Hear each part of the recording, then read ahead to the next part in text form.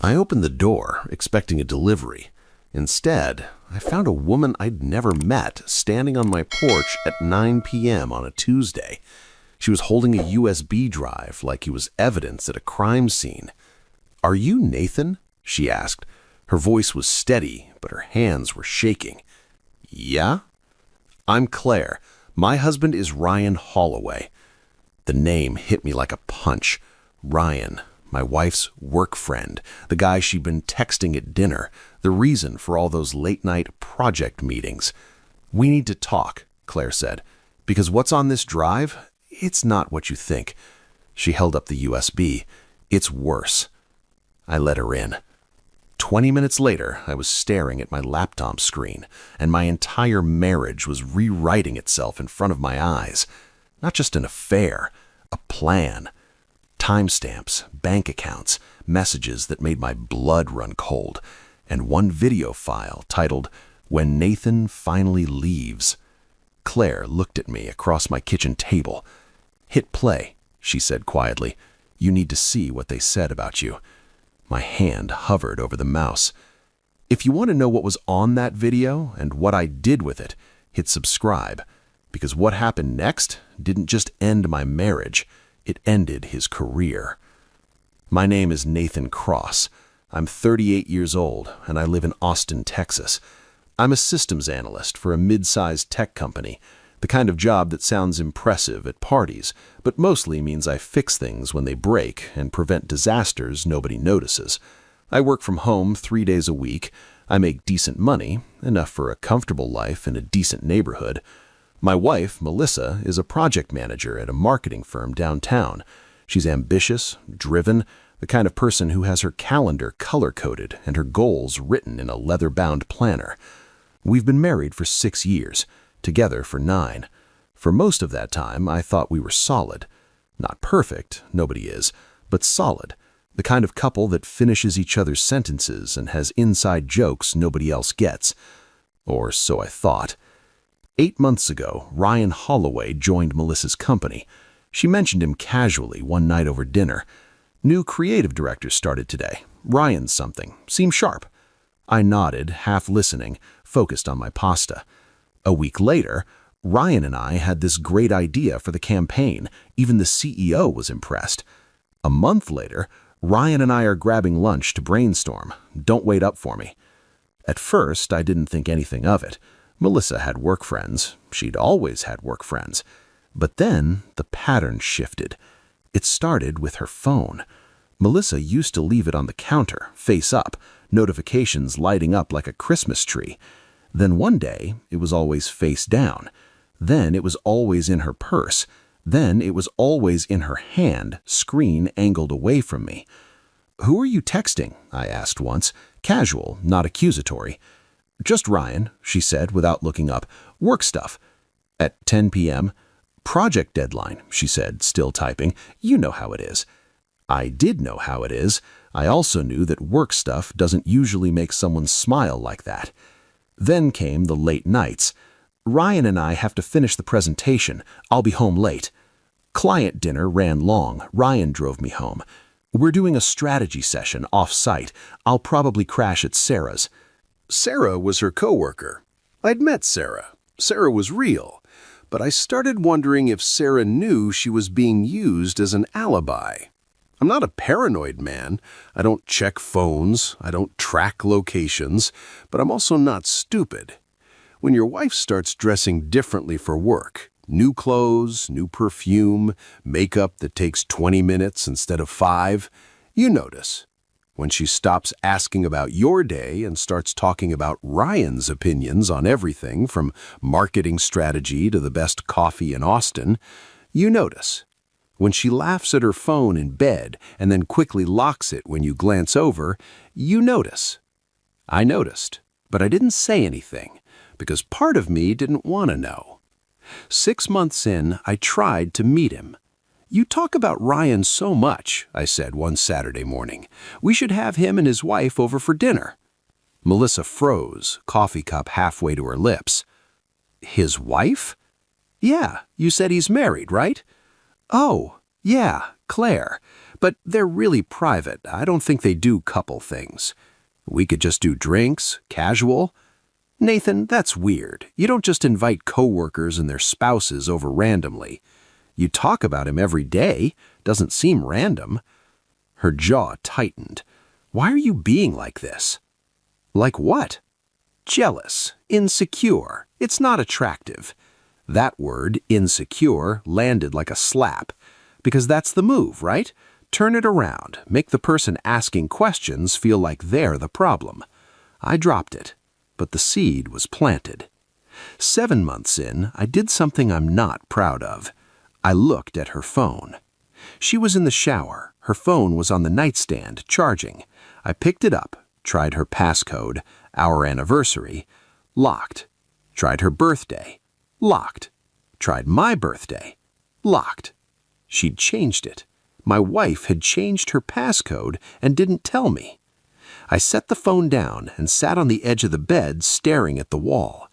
That's when I knew. Not suspected, knew. I could have confronted her. I could have demanded the truth. But I didn't, because I needed proof. Not for me, I already knew, but for what came next. So I started documenting. I noted every late night, every work dinner, every time she came home smelling like cologne that wasn't mine. I checked our credit card statements, found charges at restaurants I'd never been to, hotels in Austin, our own city, booked on weeknights. I took screenshots, I saved receipts, I built a file, and I waited. Then, 8 months after Ryan Holloway entered our lives, Claire showed up at my door. It was a Tuesday, 9 p.m. I was on the couch halfway through a rerun of The Office when the doorbell rang. Melissa was at another late meeting. I opened the door. A woman stood there, mid-30s, dark hair pulled back, eyes red like she'd been crying but had pulled herself together through sheer force of will. "Are you Nathan?" she asked. "Yeah?" "I'm Claire. My husband is Ryan Holloway." My stomach dropped. "We need to talk," she said. I let her in. She sat on the edge of my couch, hands clasped around a small USB drive like it was a grenade. "How long have you known?" "About what?" "About them." I exhaled. 8 months of suspicion. 2 months of certainty. She nodded. "I've known for 3. "Why didn't you—" "Because I needed proof," she interrupted. "Real proof. Not just gut feelings and late nights." She held up the USB drive. I got it. Claire told me her story. Ryan had been distant for months. Secretive. His phone was locked. He worked late constantly. She'd confronted him. He'd denied everything, called her paranoid, insecure. The same words Melissa had used on me. "So I hired someone," Claire said. "A private investigator." She handed me the USB drive. "This is everything he found." My hands were shaking as I took it. "There's photos," she continued, "timestamps, hotel records, text message logs he pulled from Ryan's cloud backup." She paused. "And there's video." "Video?" "Ryan recorded a conversation with Melissa. I don't think he meant to. His phone was in his pocket, recording app running, but it caught everything." She met my eyes. "You need to hear what they said about you." I plugged the USB into my laptop. The drive had folders, dozens of them. Photos, messages, financial records, video. I opened photos first. There they were, Melissa and Ryan. Coffee shops, restaurants, hotel lobbies. One photo showed them in a parking garage, her hand on his chest, his hand on her waist, kissing like teenagers. The timestamp, 3 weeks ago. The same night she said she was at Sarah's. I felt nothing. Not anger, not sadness, just cold, clear focus. I opened messages next. Hundreds of texts pulled from Ryan's cloud backup. Melissa, "Nathan's working from home tomorrow. Come over after he leaves for his dentist appointment." Ryan, "Hotel or your place?" Melissa, "My place. I want to do it in our bed." I stared at that message until the words blurred. Our bed. Claire's voice was quiet. There's more. I opened financial records. It was a spreadsheet, meticulously organized. Hotel charges, dinner bills, even a weekend trip to San Antonio I knew nothing about. But that wasn't the worst part. The worst part was the column labeled Paid by Nathan. They'd been using our joint credit card. I'd been funding my own wife's affair. Claire saw my face. I know. Ryan did the same thing, used our joint account for everything. Why would they? Because they didn't think we'd ever find out, she said simply. They thought we were too stupid to notice. I opened the video folder. One file, 47 minutes long, titled, When Nathan Finally Leaves. I looked at Claire. What is this? Just watch. I hit play. The video was dark at first, audio only, muffled like it was recorded in a pocket. Then voices. Ryan's voice. So when are you actually going to do it? Melissa's voice. Do what? Leave him. A pause. I don't know. It's complicated. It's not complicated. You're unhappy. You've said it 100 times. I know, but Nathan's stable. He's safe. Ryan laughed. Safe is boring. Safe pays the bills, Melissa said. I'm not giving up the house, the car, the lifestyle, just to what? Be happy? Another pause. I'm working on it, Melissa said. I just need to figure out the financials first. My blood went cold. Ryan's voice again. What do you mean, financials? I mean, I need to make sure I get what I'm owed. The house is in both our names. I've been contributing to the mortgage for 6 years. I'm not walking away with nothing. So, you're planning to divorce him? Eventually, but I need to do it right. Document everything. Show that I've been the primary earner, which I have. Nathan makes decent money, but I make more. I can argue that I've been supporting the household. Have you talked to a lawyer? Not yet, but I will. I just need to be smart about it. Ryan laughed again. You're ruthless. I love it. I'm practical, Melissa corrected. I'm not going to blow up my life without a plan. The video continued. They talked about their future, moving in together, maybe getting a place in downtown Austin, somewhere trendy. What about Claire? Melissa asked. What about her? Are you going to leave her? Ryan hesitated. Eventually. That's what you said 3 months ago. I know, it's just complicated. Melissa's voice turned cold. So I'm supposed to blow up my marriage while you stay comfortable in yours. That's not what I'm saying. Then what are you saying, Ryan? A long pause. I'll figure it out. Just give me time. Melissa sighed. Fine, but I'm not waiting forever. The video ended. I sat there staring at the black screen, my reflection staring back at me. Claire's voice was quiet. I'm sorry you had to hear that. I didn't respond. Couldn't. They're not just having an affair. They're planning, strategizing, treating us like obstacles. I finally found my voice. What do you want to do? She looked at me, eyes hard. I want to destroy them. We made a plan. Not revenge, strategy. Claire had already consulted a divorce attorney. She had her ducks in a row. I called a lawyer the next morning. A guy named Paul Hendricks came highly recommended. I brought him everything, the USB drive, my own documentation, credit card statements, photos. Paul went through it methodically, making notes. This is comprehensive, he said. Is it enough? Enough for what? To make sure she doesn't get a dime. Paul leaned back.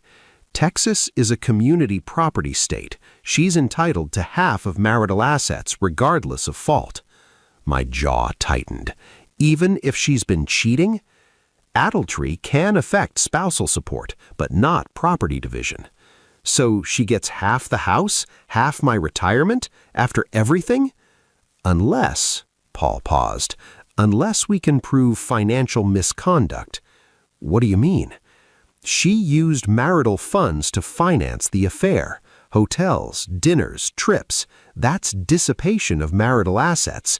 We can argue she should reimburse the marital estate for those expenses. I smiled for the first time in days. How much are we talking? Paul pulled up the spreadsheet Claire had given me, started calculating. Conservatively, about $40,000. And she'd have to pay that back? We can ask the judge to award you a greater share of assets to compensate. It's not guaranteed, but with this evidence, he tapped the USB drive, we've got a strong case. I didn't confront Melissa. Not yet. I played the role, the oblivious husband. I smiled when she came home late. I didn't ask questions when she said she was meeting Sarah. I even suggested we take a weekend trip. Just the two of us. Reconnect. She looked uncomfortable. I'm really busy with work right now. Come on, we haven't had a real vacation in over a year. Maybe next month, she said quickly, after this campaign wraps. I nodded. Sure, next month. But we both knew next month would never come. 2 weeks later, I filed for divorce. I didn't tell her I was doing it. I just had her served. At work, in front of Ryan. The process server walked into her office at 2 p.m. on a Thursday and handed her the papers. I know because Claire was watching from the parking lot. She texted me a photo. Melissa's face, white as paper, staring at the envelope. Ryan beside her, looking panicked. Claire. Served. Your turn? Me. Filed this morning. He'll get his tomorrow. Claire. Good. Melissa came home that night like a hurricane. What the hell is this? She screamed, waving the papers. I was at the kitchen table, calm, laptop open. Divorce papers. I thought that was obvious. You can't just... I can. I did. Nathan, we need to talk about this. We're past talking, I said. You've been cheating on me for 8 months, with Ryan. I have proof. Her face went from red to white. That's not... I turned my laptop around, showed her and Ryan kissing in the parking garage. She stared at it, mouth opening and closing like a fish. I have more, I said calmly. Photos, messages, financial records, and video. Video? I hit play on the audio file. Her voice filled the kitchen. Safe pays the bills. I'm not giving up the house, the car, the lifestyle. Her face crumpled. Where did you get that? Doesn't matter. What matters is I have it, and so does my lawyer. She tried everything. Tears. I'm sorry. I made a mistake. Anger. You're overreacting. It didn't mean anything. Bargaining. We can fix this. Counseling. Whatever you want. I sat there unmoved. I want a divorce, I said simply, and I want you out of this house by the end of the week. This is my house, too. Actually, I said, pulling out another document, I talked to a lawyer. Since you used marital funds to finance your affair, I'm asking the court to award me a greater share of the assets to compensate. You can't. I can, and I will. She stared at me like she'd never seen me before. Who are you? She whispered. I'm the guy who was too stupid to see what was happening, but I'm not stupid anymore. The divorce took 4 months. Melissa fought hard. Her lawyer argued that the affair was irrelevant, that she deserved half of everything. Paul countered with the financial records, showed that she'd spent $40,000 of marital funds on her affair. The judge was not impressed. In the end, Melissa got her car, her retirement account, $30,000 from the sale of the house. I got my house, which I immediately sold, my retirement account, $70,000 from the sale of the house, and full reimbursement for the affair expenses. No alimony, no ongoing payments. Clean break. But that wasn't the end of Ryan's story. Claire's divorce was messier, because Ryan wasn't just cheating, he was embezzling. The private investigator had found something else. Ryan had been using company funds to pay for his affair.